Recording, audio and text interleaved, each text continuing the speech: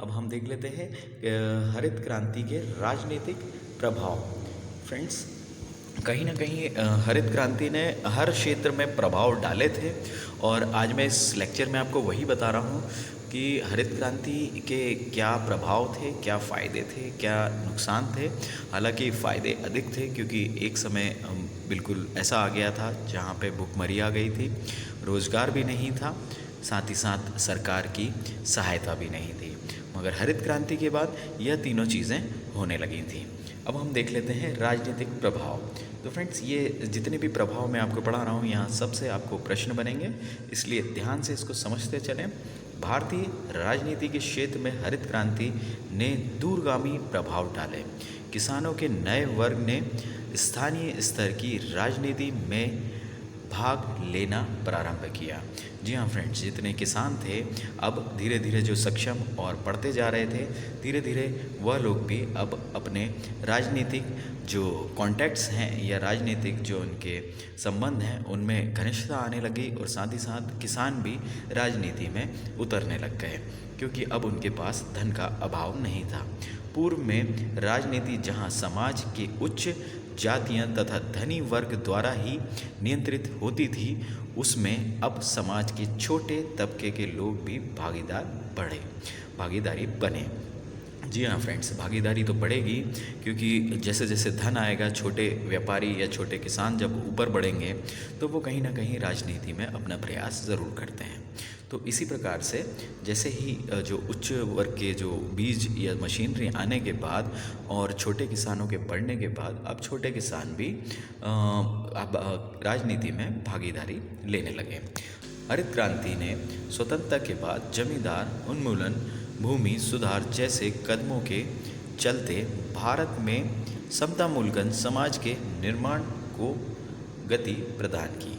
जी हाँ फ्रेंड्स, समता मूल्यांकन होता है सभी को समान धारणा या सभी को समान मात्रा या सभी को समान दृष्टिकोण से देखना, ठीक है ना फ्रेंड्स। तो इसको काफ़ी गति मिली क्योंकि छोटे किसान और बड़े किसान लगभग असमानताएं तो थी मगर कहीं ना कहीं छोटे किसान भी ऊपर की तरफ आ रहे थे। इससे छोटे व मध्य स्तर के किसानों की सामाजिक आर्थिक स्थिति में सुधार हुआ और इसमें उनमें शिक्षा तथा राजनीतिक चेतना का विकास हुआ। तो फ्रेंड्स, जैसे जैसे किसानों की तरक्की होती गई, वो बढ़ते गए, अब उनमें जो शैक्षणिक और जो शिक्षा और जो राजनीतिक उसमें भी उनने अपनी दिलचस्पी लेना शुरू करा।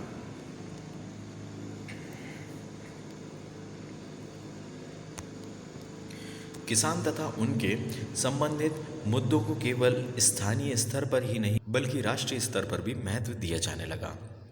तो फ्रेंड्स, किसानों को अब क्या था, जो उनके मुद्दे थे पहले सिर्फ स्थानीय स्तर पर देखे जाते थे, मगर अब जब उनमें यूनिटी आ गई थी, उनमें एकता आ गई थी, तो वो अपने मुद्दे या अपनी समस्याएं ऊपर तक या सरकार तक, एक राष्ट्रीय स्तर तक भी भेजने लगे थे, जिसकी वजह से उनकी एकता की वजह से अब राष्ट्रीय स्तर पर भी उनको महत्वता मिलने लगी थी।